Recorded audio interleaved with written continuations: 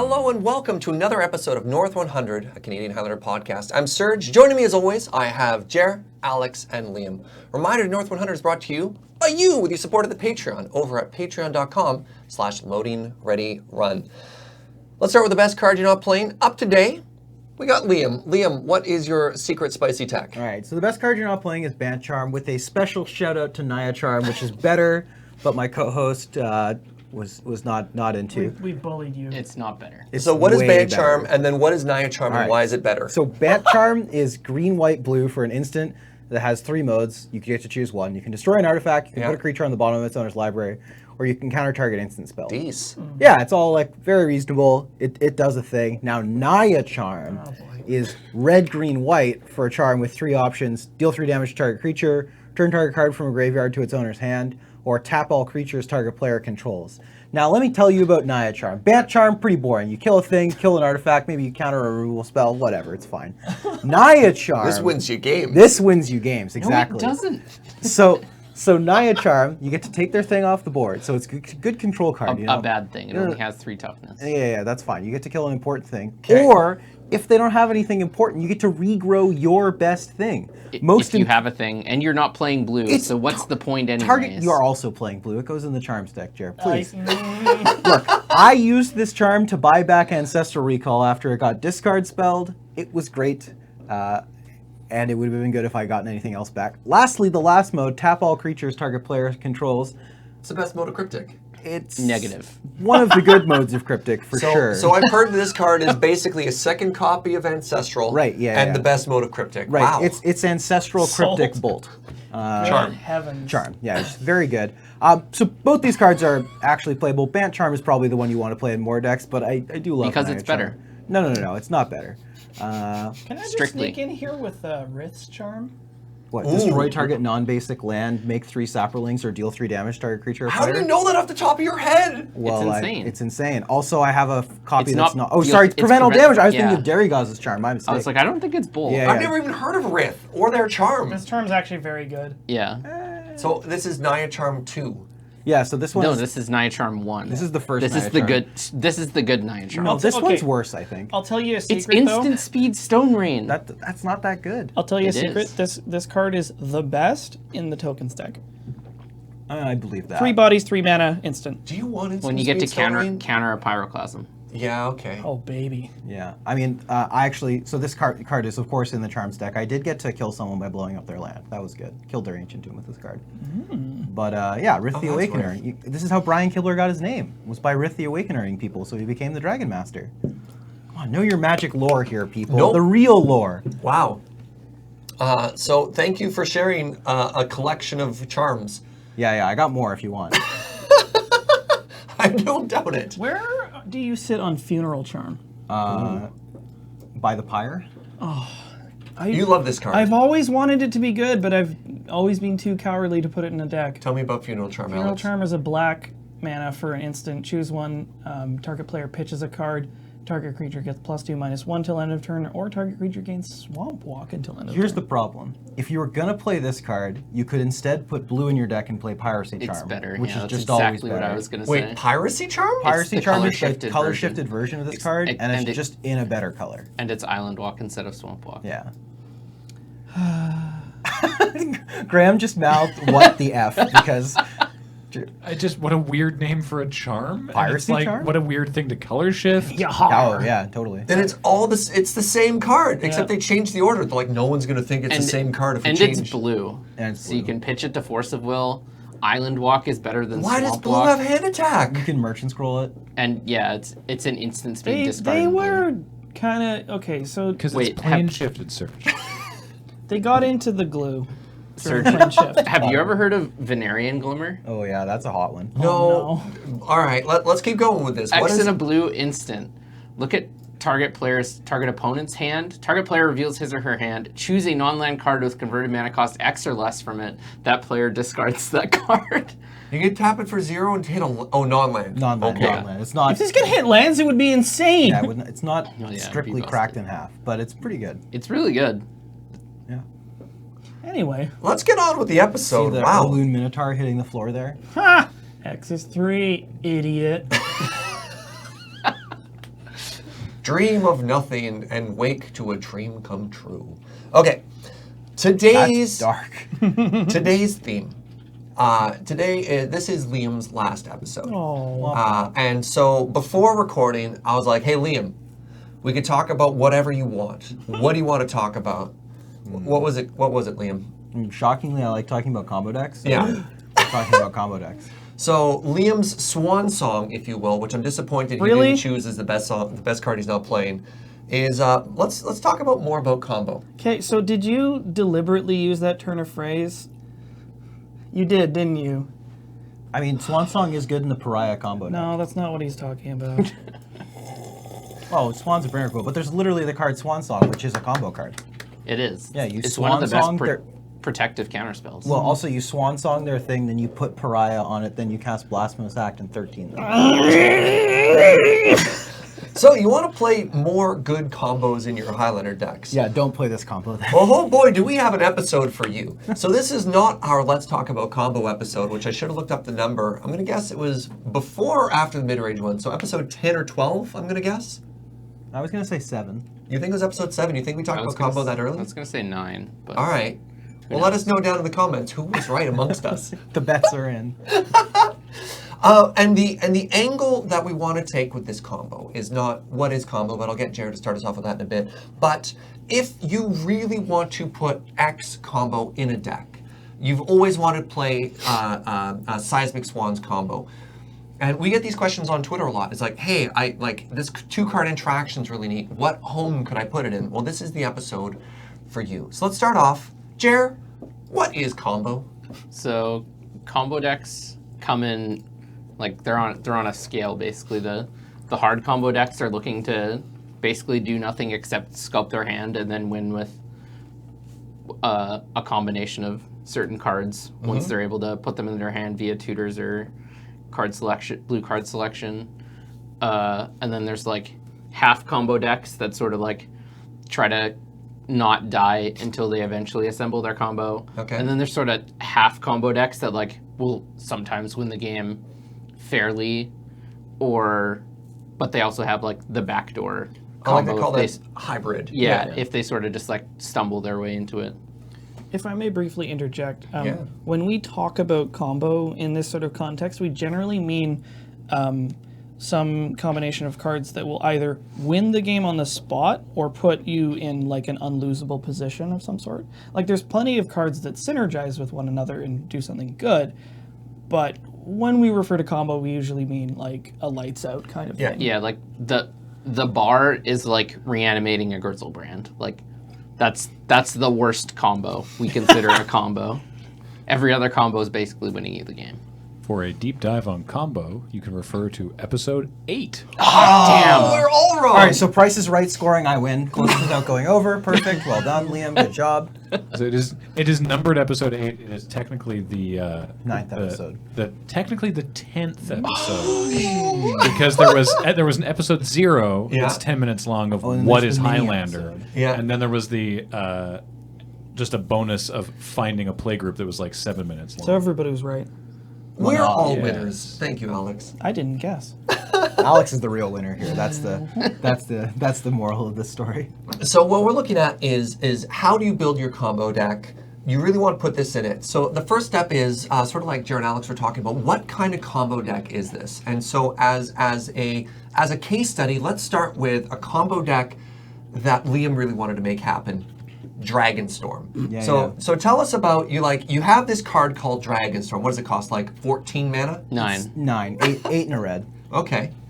And you're like, I want to make this happen. This used to be a sweet standard deck, but we hadn't really seen it in Highlander before. Yeah. So when you're looking at this card, you have to evaluate what you're going to need to make it happen. The first thing you need is a lot of mana, and the second thing you need is other spells cast on that turn.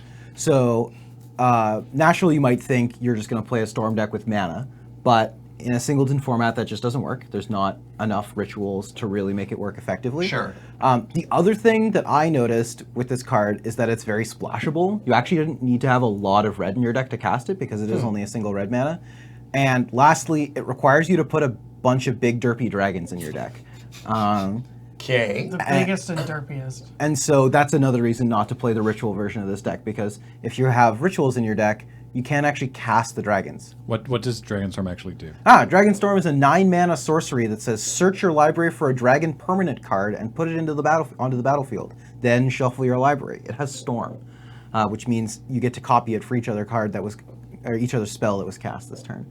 So the last thing is how Dragonstorm combos. And it actually turns out Dragonstorm is a combo with only 2 copies of Dragonstorm. You can kill people with just 2 dragons. Really? Yeah. You can kill people with Karthus. Storm is 2. Yeah, you can kill people with Karthus, Tyrant of Jund, plus a Tarka World Render, which gives all your dragons haste and double strikes, so you get to 24 of them or something like that. So this combo would work with. Do you play Tooth and Nail in this deck? as Yeah, well? yeah. Tooth and Nail It's virtually the same. is just thing. second copy of Dragonstorm. So now you've worked out, I need a lot of mana, and ideally I need to cast one other spell on my turn. And I sort of want to be able to cast these big idiot dragons that are my deck. So you're looking at sort of the critical path of what does this deck need to win? Right, and so what I ended up deciding was that you wanted to ramp into casting the spell. You didn't necessarily need to cast a bunch of spells on your turn, you just needed to cast a spell and then Dragonstorm. And so I went through a couple of different iterations. I tried a version with a bunch of artifacts, and I decided that was just a bad version of Academy and wasn't worth playing. And then I tried the version that I ultimately ended up settling on, which was the sort of like bunch of land tutors ramp spell version, because it's good at casting the dragons. Yep. It's amazing how valuable casting a bunch of basic land searching cards is. Like if you're just ahead on mana, you can often play through a bunch of disruption that way. That was the thing that surprised me the most about this deck, actually. Yeah. And then if you play a bunch of ramp spells, you get to splash a lot of colors. And so you can do things like play like Demonic Tutor and Dragonlord Jamoka on the splash, even though you're technically base blue-green. Yeah, and so the basic thing is like working out how to make the combo fit and realizing that in order to do it, you just like had to generate a lot of mana. And unlike something like Escape Shift Shell where you can play control along the way, this card just has too many moving pieces in the deck to do that. There's too many dragons gumming up your deck, and you need too much mana. I think that's great feedback as well. Like, what kind of protection do I need? What kind of disruption do I need in the shell deck we're making? And to come to the conclusion that you can't afford that. Yeah, there's just not room. Well, I think the biggest takeaway from what Liam said is that if you want to do something and try to get it to work, it's important to not do something that's the same as another deck, but just do it worse. You need to find a way to make... If you're doing that, you need to find a different shell. Well, there's just got to be a reason for what you're doing. Yeah, exactly. Yeah. And I think that's something we're gonna come back to a bunch. So I want to talk about another example that Alex was getting teasing me for, which is Swanson Bernardo. So this is a little pet card of mine. So for 2 and blue-white hybrid, so 4 mana, you get yourself, it's not even a creature type swan, it's a bird spirit. It's a 4/3 bird spirit with flying, and it has the text, if a source would deal damage to swans, prevent that damage. The source's controller draws cards equal to the damage prevented this way. You're like, well, Serge, that's a weird ability, but what happens if you lightning bolt it yourself? So all of a sudden your lightning bolt turns into an ancestral. I think you could do better than that. Yeah. Well, there's a really fun little card called Chain of Plasma. Now, Chain of Plasma is a 2-mana instant spell for 1 and a red, and it says deal 3 damage to target creature or player. It's probably been errated to say deal 3 damage to any target, but I who believe knows? so. Yeah. Then, but there's more text. Then that player, whatever, may discard a card from their hand. If you do, copy Chains, and you can choose another target. So what happens with this card is you target swans, draw 3 cards, discard a card, target swans, target swans, target swans, target swans. You just draw cards forever, and it's beautiful. And probably one of the highlights of my Magic career is when I got to, what would I call this? Chain swans? Swan chains? Yeah, swan combo. I got to swan combo Alex off on stream, and it was, c'est magnifique. So then the questions you run into are, what kind of shell does this go into? And I put this in a lands deck, because another card that plays very well with Swanson Bernardo is Seismic Assault. Red gets you a red enchantment. Discard a land, deal 2 damage to target creature or player. You can use this with a heavy land base to actually draw through massive amounts of your deck. It's pretty easy to play a lot of the lands and stuff to build around it. I think back when Seismic Swans was doing well in Standard, it was built around a land deck as well. So just another example of how you can put a card, basically like put a combo in somewhere you're going. I suppose in some cases, one of the places you can start with this is like the colors of the cards you want to utilize in your combo, because those are ones you're probably going to be stuck with, and then you can sort of work out from there. Although sometimes you can get around what colors they are. Oh, through fixing and stuff like that? if you Absolutely. catch what I mean, my Swans decks often end up being 4-color. I mean, I was also going to refer to like Reanimator and Reanimator show or and like- tell, sneak attack type thing. greedy Kiki, Oh yeah. there's The this- Abzan Kiki deck with no red sources. or even just like It has Selesnya. five red sources. The original version had Graven Karens in it. There was a version of this combo deck. It was just white green.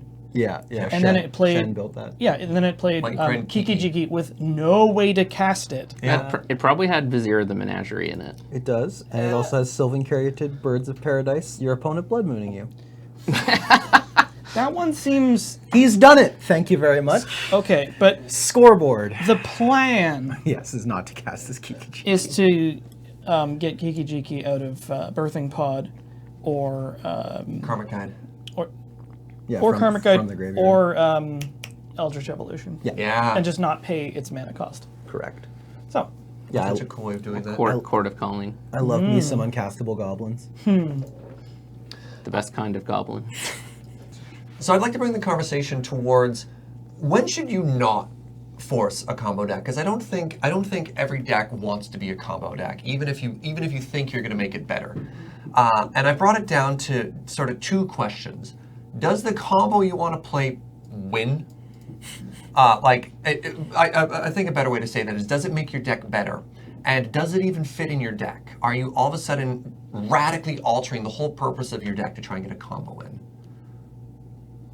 Yeah. Well, another thing you have to look at is like most pieces of combos aren't actually good cards. So unless you're adding ways to, I guess it's sort of just like delving on what you just said, but unless you're adding ways to find the combo, you need to be able to reliably set it up when you want it. Yeah. So just adding 2 cards that combo together is rarely going to make your or deck just better. have like the cards that are combo pieces have some kind of function that isn't Yeah, going well- to be total trash. Yeah. That's why the Splinter Twin combo and the Twin Flame Dualcaster Mage combo are pretty easily put into like blue-red decks, because like the worst card that I've just said is either Splinter Twin or Twin Flame, and those are both fine. Yeah. They're Yeah. not great, but like if you ever Splinter Twin up a Snapcaster Mage or something like that, it's great. Lenalanger Archmage, maybe. Yeah. Wait.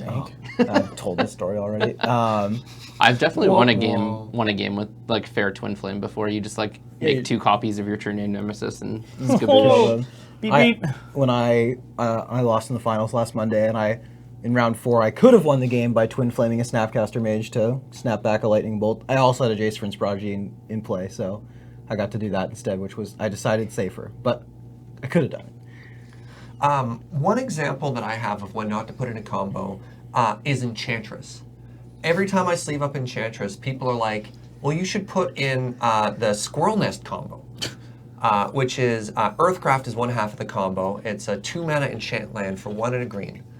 And then Squirrel Nest is a 3-mana enchantment for 1 green.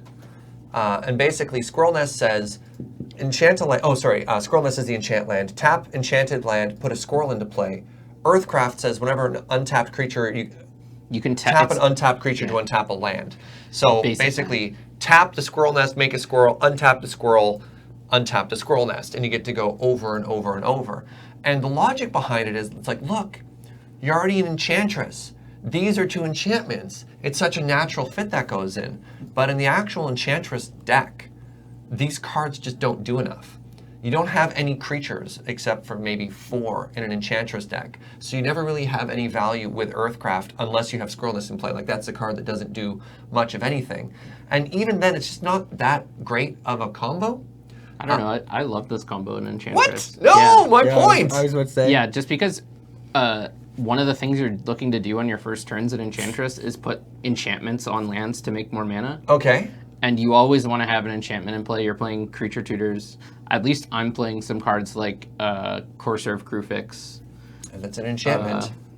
Also, the floor on this card is like, I'm going to buy some time by chumping every turn. Not Earthcraft. Earthcraft does nothing. No, I actually think Earthcraft is better in the deck than Squirrel Nest. just as like fair. Really? Yeah. I've had like especially early on in the game, getting to accelerate on mana in that deck is so huge. Just getting to like dump your hand and start getting your engine going. I've had nothing but bad experiences with this. Interesting. I just played the deck for like 2 or 3 tournaments, and Time to try it again. These cards were great for me. So I want to do a new segment for you. So you want to play Squirrelcraft in your deck. Well, first off, get yourself an Enchantress Shell. Seems to be the perfect place for your deck. I could talk about a combo that I jammed into a deck that was bad. All right. Shockingly. Okay. I don't believe you, no. Yeah. Liam playing combos that are bad? Never. So when I first started playing Highlander, I really wanted to build this like very all-in Grixis combo deck. And the concept of the deck was okay. The execution was a little lacking. So this deck had a lot of combos in it.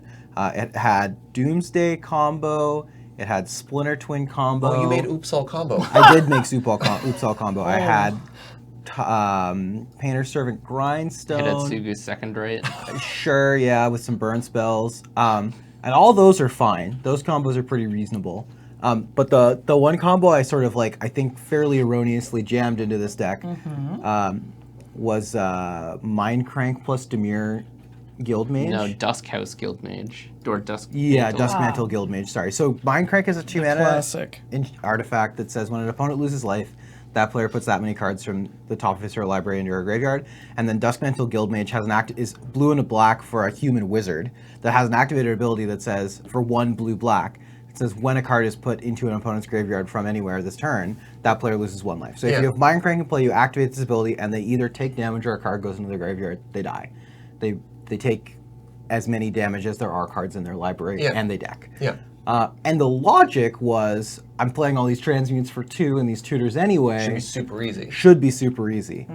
Problematically, this combo costs 7 mana in a deck that wasn't accelerating at all. Okay. And it doesn't even necessarily win the turn it comes into play. Now that being said, I do think there is a Mindcrank Duskmantle Guildmage deck, but it just wasn't this deck. Okay. You need more mana. You probably need to be like a blue-black control deck that's just happening to play this combo alongside like Time Vault, probably. Well, I mean, you just swap it for Bloodchief Ascension, right? just get that online. No, that one's worse. That one's too hard. Because like it relies on Bloodchief Ascension is 1 black for an enchantment. Yeah. And it gets a counter on it every time your opponent like mills 2 cards or takes 2 damage. Maybe that's takes 2 damage, and I think it's like once per turn. Yeah. You can put a counter. Bloodchief Ascension. Yeah, you need 2 counters, and then it replicates the effect. You need 3. I think you need 3 as well. Yeah, you need 3, and then you need to arrange for them to it's pretty slow. So at the beginning of each end step, if an opponent lost 2 or more life this turn, you may put a quest counter on Bloodchief's Ascension. Whenever a card is put into an opponent's graveyard from anywhere, if it has 3 or more counters, you may have them lose 2 life if you do gain 2 life. So, yeah, that's a lot more setup. So you just need to get in there 3 times with your Duskmantle already. Oh, baby. But so one of the things, so let's analyze why didn't this work? So it was expensive. Yeah, the reason that combo is bad is it's a couple things. It's a 2-card combo that's expensive and hard to set up because it doesn't even win the game when you do it, right? You put both into play, you activate it, but then they just don't cast a spell and you don't attack them. So you actually need the Duskmantle Guildmage to live, or you need to Aether Vial into play on their end step. Sure. Look, I've got plans. I'll be honest. Sure. Here. Okay. Well, here's an example of a different deck. This time, I promise it's a good example of a different combo deck that I tried to make that was just a worse version of another deck. There's a little card called Pilipala. I'm not sure if you're familiar with Pilipala. I don't know. I can't remember all it does, but I remember it's a scarecrow. Yeah. Thank you, Graham. So 2 mana, 1/1 scarecrow. It flies. And it has for 2 and untap. So this is a weird thing from this is Shadowmoor? Yeah. A weird thing from Shadowmoor where you actually have to untap it to pay the activation cost. Add 1 mana of any color to your mana pool. So if you have a way to tap it, you can produce infinite mana. So well, you also need a way for it to generate more mana. Yeah. Right. Because like you're net losing a mana every time you do this. You also and there are cards that combo with this to generate infinite mana. Yeah, Grand Architect is the most obvious one. Yeah. And so I'm sitting here, I'm like, this is fantastic. Why didn't anybody tell me about Pili Pala? I could be doing all of these sweet things. So the first shell I made was just bad Palancron. Was just a bad, a worse version of an infinite mana deck, either using Palancron or Heartbeat of Spring or any of those decks that just wants to go big mana. Like, there are already fine decks that do something like that. I'm like, okay, we've gone too far in the Palancron route. Let's just bring that back, because at the end of it, I put Palancron in and realized, well, why wouldn't I just cut Pili Pala and just play Palancron? So I was like, okay, let's go the artifact route, and then I just made a bad Academy deck. And I was just like, well, there's no way I want to take this deck that I can't already make a stronger deck in a different version, which was kind of tough. So I think that's an interesting example. Also, just for a second, have you looked at the art of Palancron? It's weird. I was just about to jump in on. I know it's totally unrelated, but this is the first time I've ever actually realized what head Palancron. is facing the opposite direction. Yes. Yeah, it's kind of weird. I thought it was like a weird faceless, like So did I. No, like whale-looking thing. the thought its perspective neck isn't was its great. face? The problem is the neck focus is the same as the face focus, so they kind of blend in. If it was like a little bit blurrier or had some distance on it, you might be able to see the face a little bit clearer. Also, the weird gangly claws coming out of the throat. It's Yeah, it's it's like a a little big weird. old. It's like a pelican. I'm having an even harder time figuring out what's going on with this. Is that So the is that big thing in the foreground its index finger? no, that's the bottom half of a mouth thing. I think it's its finger. There's an eye. Yeah. No. But like, look, I think that that is a the claw, face yeah. is the mouth is closed, and then the big thing in the front is. Oh, is it reaching forward? Oh man, Yeah. this is just That's a mess. definitely an eye, though. It also doesn't Wow. have enough limbs. Like, But what Alex is saying is that its mouth isn't open, its mouth is Well, it closed. is an illusion, so I like, can- it can sort of be whatever it wants. I mean, that might be the point. I can see what Alex is saying is that you see like the nose beak there. Maybe that isn't the mouth. Maybe that's a hand. Hello and welcome to a special episode of North 100 where we talk about Palancron art. Yeah, you know what? I'll post on Twitter like an outlining of what I think this card looks like. Can I talk to you about a combo deck that was inconclusive? Please. Perfect. So, Hermit Druid is a real deck in our format. Yes, very It's real. edge. Hermit Druid being Many points. 1 and a green for Not anymore. Oh. for one 1 point. for a 1/1. You tap it and you start milling cards until you hit a basic, Yeah. and then you put it into your hand. So if you play it in a deck with no basics, this reads tap, mill your whole deck. That seems bad. Unless you have combos that let you win the game, Holy moly. which you do.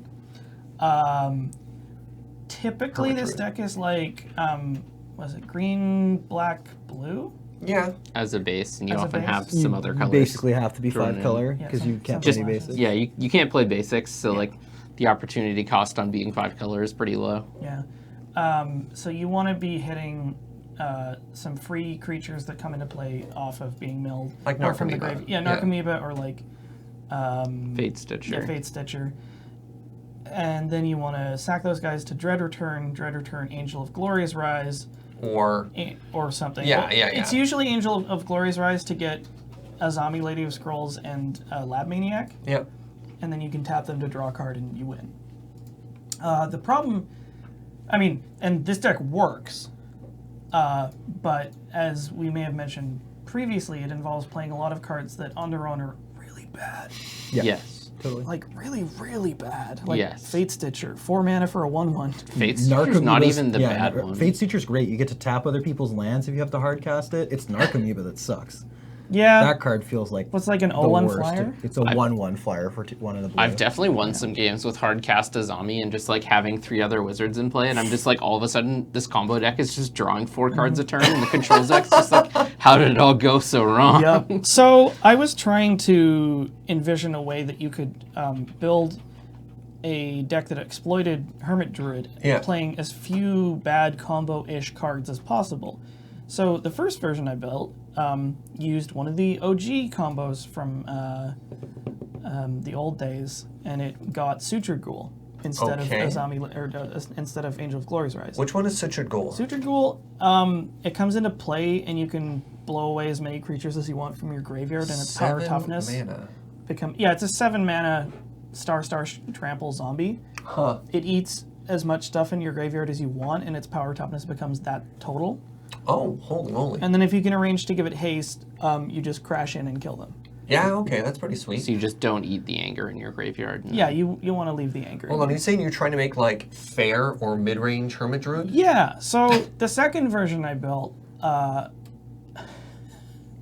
think it was Jund, because I was pretty in on this anger plan. Because anger is 3 and a red for like a 2/2 with haste. Yep. It's an incarnation. It's an incarnation. As long as this creature's in your graveyard and you control a mountain, creatures you can control have haste. Thank God they put the "if you control a mountain" piece of text on this card. Yeah, Oh, It yeah. would be pretty dumb if you didn't. So you want to just like have a mountain in play, you mill this off, and then whatever creature you get has haste. I think the dankest one I came up with was Kessig Cage Breakers.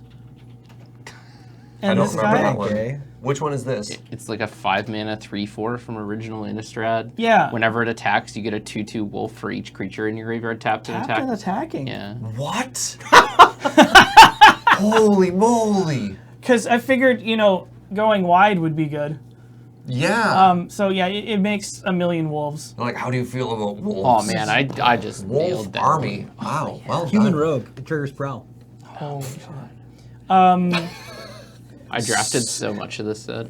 So yeah, like these obviously had some problems, I think, because the issue with having like a single threat like this is that it folds so hard to removal. Like literally Or- any kind of removal. Or Tokens don't go Ensnaring away at Wedge. the end of turn. Yeah. Nice Keep the catch. tokens. But you have no cards in your deck, so you die on your draw step. Right. Oh, right, you have to alpha strike and win on the spot there. The third version I built, which I thought was really cool, Okay. was very silly. So you mill your library, you get the creatures that come back. I think I played Dreadscape zombie. yeah, Dregscape Zombie and something else. Which one's that? It might have been Dregscape Zombie and like Gravecrawler. Okay. That's a good- Specifically these two. Oh, there was actually no. I did a version of this where instead of that, it had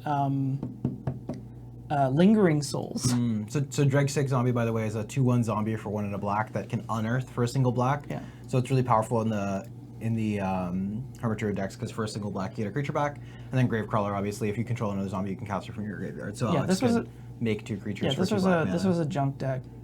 So you like mill your library, cast one of these things, maybe Lingering Souls to get 2 bodies, and then you have 1 additional body with Hermit Druid. Sack those to Dread Return, you get Angel of Glory's Rise, Yep. but you don't have any blue. So go with me on this journey. Okay, So okay. you get Cartel Aristocrat Is a human, sure. is a human. Zulapur Cutthroat Human. is a human. Zathrid Necromancer Human. is a human.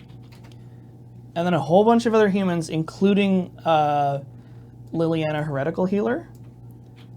Oh no. You wipe out your board, make zombies, bring some stuff back, wipe out some more, and you just get enough drain triggers to kill your opponent.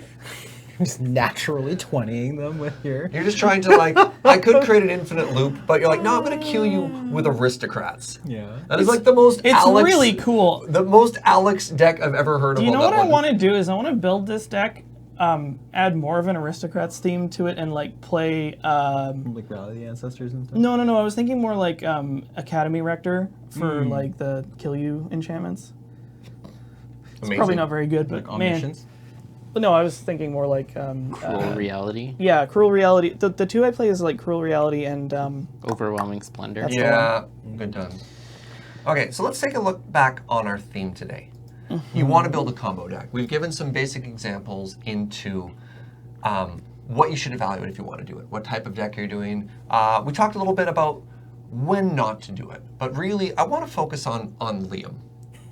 Because we're gonna miss you, bud. Yeah. Is there another use case? Is there another example that you wanted to bring up here? Yeah, sure. So I think one thing that's interesting about combo decks is oftentimes you can end up kind of taking people off guard in a way that many other decks in the format can't do, right? Yep. Like because like if you play like a mid-range card someone's not expecting, they're like, oh, this game's gonna be kind of harder to win now. Whereas like if you just like play a card they don't know it's a combo card, then you combo kill them. I mean, they just die. And so, Fair. yeah, there's a bunch of stuff like that that I wanted to do more of that I never really got this chance to. So like, one of the ones I've really wanted. The dreams unrealized. The dreams unrealized. One of the big ones. Sounds like a card. It does sound like a card. One of the combos I haven't gotten to do that I think is actually quite good that someone should experiment with is Mizzix's Mastery and Enter the Infinite. Oh yeah. So Mizzix's Mastery is a 3 and a red sorcery that exiles a instant sorcery from your graveyard and you get to cast it for free, and you can overload it for 4 red, or 5 red. What is this card? And so if you have Enter the Infinite in your graveyard and this card, you get to basically draw your entire deck, and then you can win the game from there pretty easily. Oh, okay. So instead of casting Enter the Infinite for 1 million, you cast it for 4. That's the goal? Yeah, and then you just have your whole deck in hand and you kill them with like Spirit Guide, Poetic Ritual, Lightning Storm, or whatever. An you 8 got mana options. discount on this spell is pretty good. It's very good. And the other part about it that's kind of cool, like Final Parting sets it up. 3 black, you get to tutor for a card and put a card in your bin. So you actually just like have a card that sets this up immediately. You can also do things like Gifts and Intuition play kind of nicely with this card, because you can do things like if you use Gifts with like 2 regrowths and that sort of thing, or like regrowth and discard spells, you can end up forcing them to give you what you want. I haven't figured out the exact piles, but they certainly exist. And so like that's one combo that I think has a lot of legs. I think it would fit into like probably like a somewhat control combo shell, because it doesn't actually require that much mana. It just needs time. Another combo that I think I want to try, though I still am unsure, is Mesmeric Orb Basalt Monolith. Mesmeric Orb. Oh wow. So if you have I see what we're here. Yeah, so tell me what those cards are. So Mesmeric Orb is a 2-mana enchantment that says whenever artifact, that says whenever a player untaps a permanent, they mill a card, essentially. Whenever a permanent becomes untapped, that permanent's controller puts the top card of his or her library into his or her graveyard. And then Basalt Monolith is an artifact that costs 3 mana. You can tap it for 3 mana, and then for 3 mana you can untap it. Yeah, tap, add 3, pay 3, untap. Exactly. So if you have these 2 cards in play, you can deck yourself. And it's colorless, which is kind of exciting. And it's Who needs Hermit Druid? Well, and this is the important thing, it's instant speed. Yeah. So instead of being, Hermit Druid is more powerful because it's a 1-card combo, but this is a 2-card combo that kills them the turn you do it, which is kind of nice. So yeah, I've kind of wanted to play around with this combo a little bit more. Those are sort of the 2 that I was like really looking to play. The other one that's just like always had a place in my heart that I haven't gotten to do enough of is Blazing Shoal infecting people. And I really need them to like go back to Phyrexia and print some more infect creatures, because that's the only thing holding that deck back. You know what card I wanted to slide that into?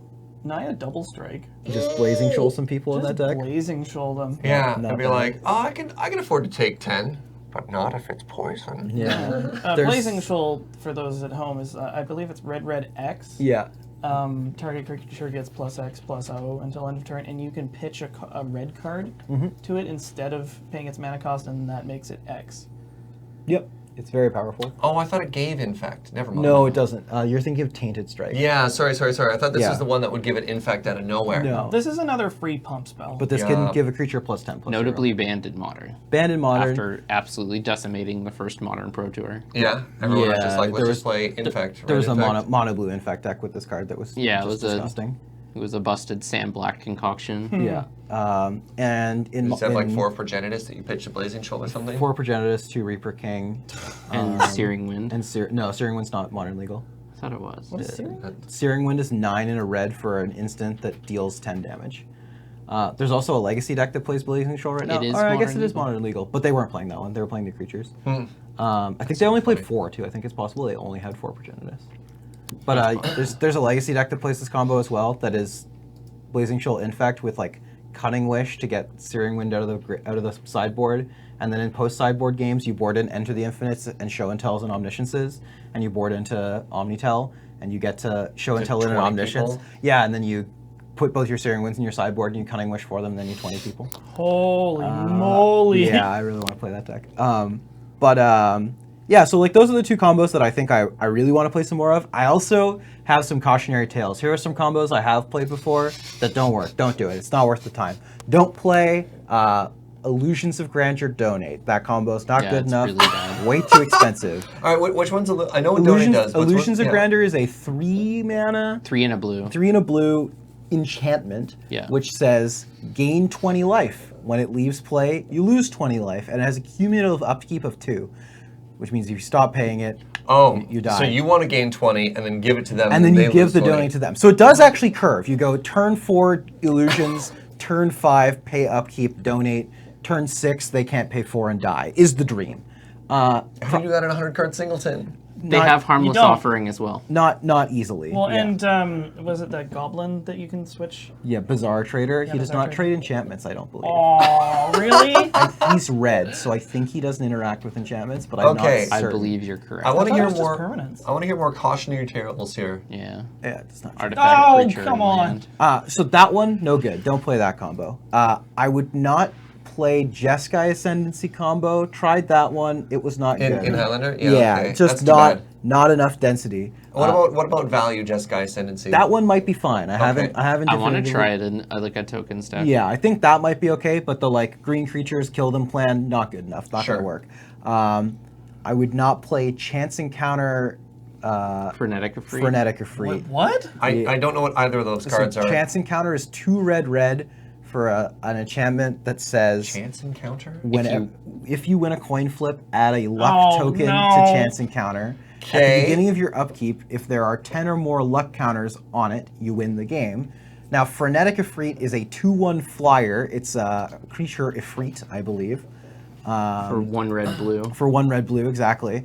And has flying. And then for 0 mana, you can flip a coin. Target opponent calls heads or tails while it's in the air. If the coin flip ends up in your favor, Frenetic Efreet phases out. Otherwise, sacrifice it.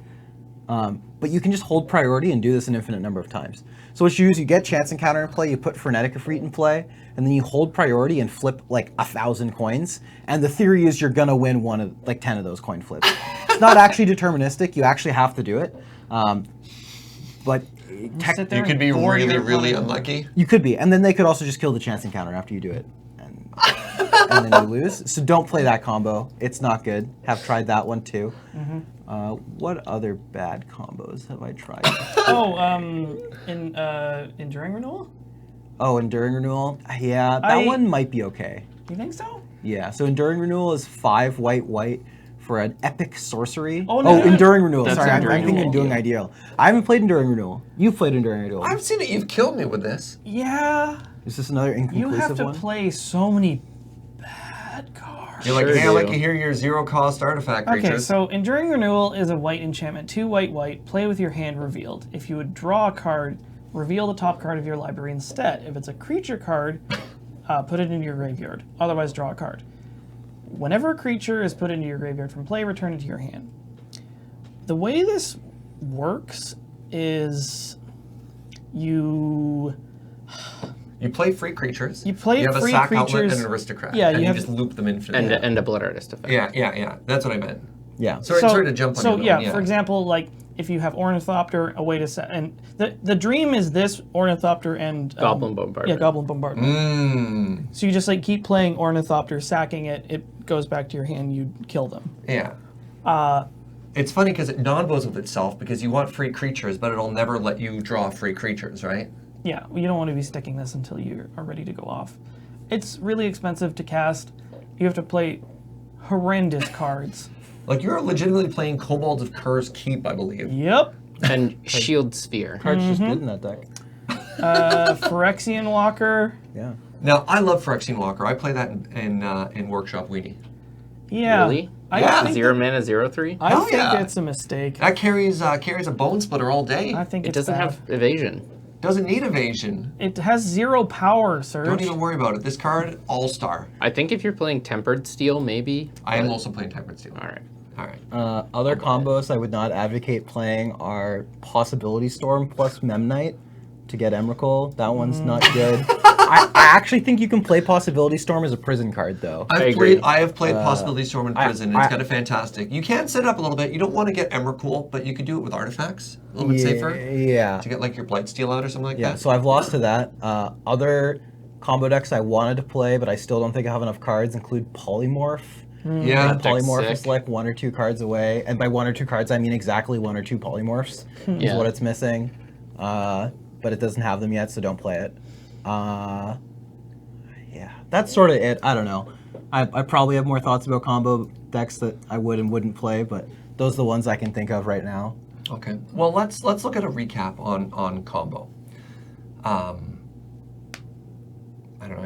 Anyone want to jump in on that? Have we hit the points you wanted to talk about, Liam? Yeah. Basically, when you're trying to put a combo that you think is cool into a deck, what you really want to make sure you're doing is playing the combo for a reason. So a lot of the time, the temptation is to just start building, as Jer said, a worse version of an already good deck that just plays this combo because it's funny. And you shouldn't do that. You want to find legitimate reasons to play the new combo you're putting into the deck. So when I built Tin Fins, it's not just a worse version of Reanimator because it kills people the turn it reanimates. Sure, yeah. Unlike Reanimator, which is like 90% to win the game, the turn it puts a fatty into play, Tin Fins is supposed to be a higher percentage to win the game. I suppose I want to add to that and say this is not us saying don't brew or don't try combo. Yeah. This is more if you want to brew a combo, why are you putting this combo and trying to find the best possible home? Yeah. Best possible shell. Also, just like be aware of these occupational hazards and maybe don't reinvent the wheel. Yeah? Yeah. Yeah, good call. Sometimes it's important to know when to pull the plug. Yeah. But yeah, so when you're building the combo deck and when you're trying to fit your combo in, it's really important to look at what your combo requires and how you can fit a shell around it that's going to best accentuate your combo. Because not every combo is supposed to be in a dedicated combo deck with a bunch of tutors. Some of them are supposed to be fit into a mid-range shell. Some of them are supposed to be fit into like a ramp shell. You want to look for those sorts of things. You want to look for redundancy, ways that that maybe your combo pieces combo in more than one way, or like with Dragonstorm Tooth and Nail, that's a really good example. You have these dragons in your deck and there are just other ways that you can leverage them. Those are the kinds of things you want to think about. But at the end of the day, you should just try stuff. Like I've said, don't play all these combos, but like, I don't know, like maybe you should. You know, it might be okay. Here's another combo deck you shouldn't play. Whoops all spells. That one no one has made that. Not yet playable, because I think it's impossible. It's close. It's not really? Not easy for sure. I don't think it's close. I mean, there's a hand that you could kill people with. Yeah, but the odds of drawing that are virtually zero. It's not probably better than the Treasure Hunt deck I put together. I have one more combo that I think I want people to try more, which is Goblin Charbelcher Mana Severance. Yeah, I mean Nick's played that in Academy like 3 years ago, and now people don't play it anymore. What? Now you've reminded me of Chris and Tunnel Vision. Yeah. Do you think that deck's gotten more cards? No. So just really quickly, what those two combo decks do. Sure. Mana Severance takes all the lands out of your deck, so you Charbelcher them and you kill them. Yep. Tunnel Vision, you name a card, you mill them until you hit that card. You put a card on the bottom of your deck, then you Tunnel Vision them, and you mill their deck.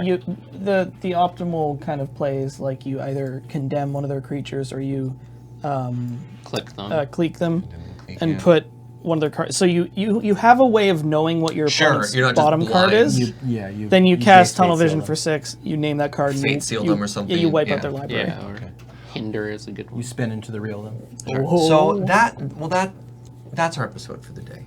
I wanted to sort of have a nice little wrap up and everything like that. So let us move to our closing segment that we always do, Powerful Magic. And up today, as with the theme, is Liam again. Liam, tell us one more real powerful Magic story.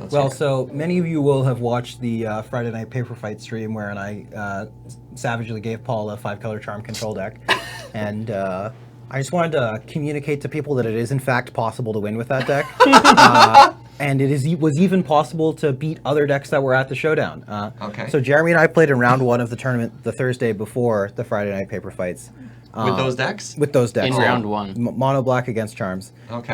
And in game 1, things are going pretty well for me. I've cast an Ancestral Recall, I Nya Charmed it back into my hand and cast it again.